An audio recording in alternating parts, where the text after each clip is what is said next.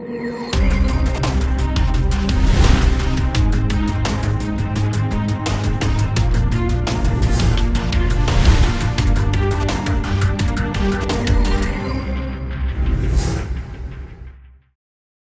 light in the Spirit? Why light in the Spirit? Now, basically, brothers and sisters, we don't have problem. All of us believe that there is God, right? Amen? Amen. We all believe that there is God. But you know the problems with some people, yes, they do believe in God, but they think that God is just from a distance and just watching us. Okay? You know, many people are very, very active in the church. Very, very active. You know, they do pray.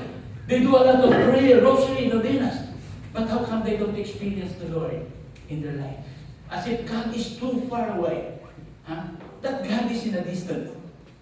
That is not listening. That is not answering in my call, in my prayer. Now, my friends, if you're going to read the Gospel of John chapter 4, verse 24, we need to understand that God is a Spirit. God is a Spirit. And it's only with the power of His Spirit that we can worship the Lord as He truly is. Okay? That's why He said, when you come to me, when you pray to me in Spirit and in truth. So, brothers and sisters, this is the beauty of attending this Light in the Spirit seminar. Because here, you will experience the light in the Spirit. And the moment you experience the light in the Spirit, you will be shocked, you will be surprised. You will realize, you will discover, you will experience that God is not from a distance. God is here. And God cares. God loves. God heals. And God listens. Amen? Amen? That's why I'm congratulating you already. I'm congratulating you because you said yes to God. And always remember this, that nothing will be useless for God. Amen. In 1 Corinthians 15:58, be firm, be steadfast, okay, and improve your work constantly for the Lord, knowing that your labor for God will not be in vain. What does it mean? You come over here, you travel, okay, from your place, from your workplace. You try to overcome all this struggle, the temptation not to be here today. My friend, claim this promise of the Lord. Nothing is useless for Him. What does it mean? You will not go home empty tonight. You will go home with all the blessing from the Lord. Amen. Especially when you say amen. Especially when you say it in a loud voice. Praise God. So light in the Spirit. We need to live in the Spirit. We need to experience the light in the Spirit because God is the Spirit. Okay? Amen?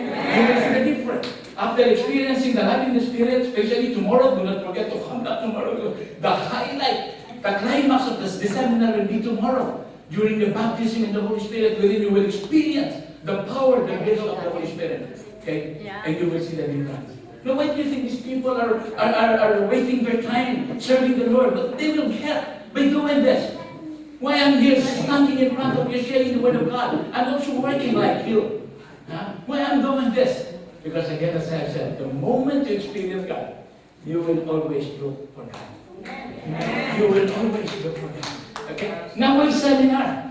Why seminar? Seminar is from the Latin word seminis, cement, seed.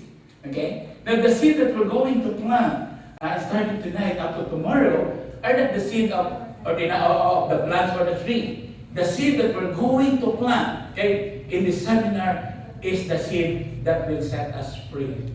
In John 8:32, seek the truth. You will know the truth, and the truth will set you free. And what is the truth? John 8:32. Sister Lee, do you want to be blessed more? Sister Lee, do you want to be blessed more? Okay. Can you please be my secretary? So that they can follow the meeting. I will take too fast so that you will take note, okay? So that you can at least get the leading.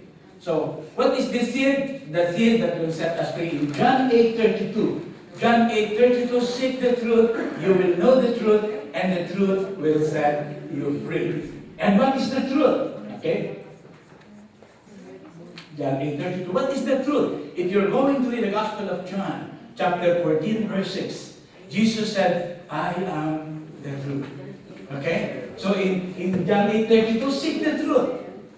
And the truth will set you free. And what is the truth? Who is the truth? John 46, Jesus said, I am the truth. I am the way, I am the truth, I am the life. No one comes to the Father except by me, except through me. Okay, now my brothers and sisters, maybe some of you will say, Brother Don, I don't need this seminar because I know the truth.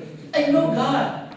I pray. I attend the Mass every Sunday. Huh?